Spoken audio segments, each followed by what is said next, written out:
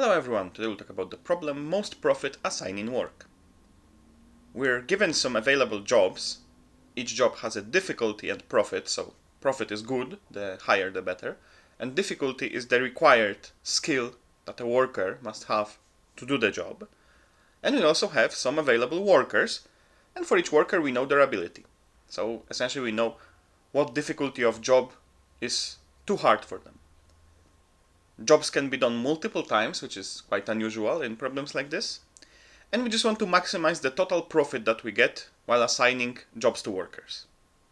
So the sum of profits of the jobs that we give to all the workers in such a way that in no case the difficulty of a job given to the given worker is greater than that worker's ability. The basic idea here is quite clear.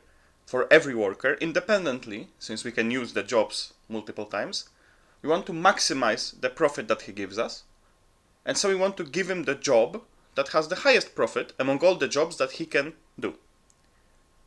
And now the only thing that we can do here to make the solution simpler and faster is to notice that we can actually calculate the best job for every worker very quickly if we have jobs and workers sorted by their skill and difficulty, because we can go through all the workers and maintain, in our head, let's say, maintain a set of possible jobs, but in fact we just maintain the highest profit that a job can get.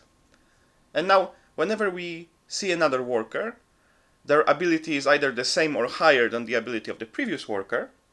So, since it's maybe higher, we have to add some new jobs to our set of possible jobs, or just update our maximum, our run-in maximum, to the profit of that job. And at every step, after looking at the given worker, we can update our result with the profit that that job can give us. So this is exactly what we do here.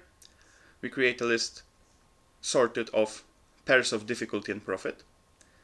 So we will sort it by difficulty first, in ascending order, and also sort workers by their ability in ascending order. So they will be sorted in the same way.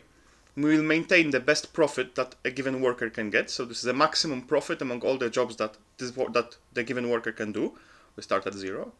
And of course maintain the result and maintain the next job that is too hard for the previous worker.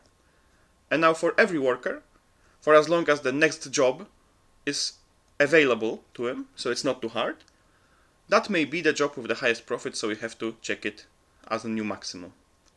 And we go pointing to the next job. And of course we have to check if we're not out of bounds, because maybe at some point workers are able to do all the jobs.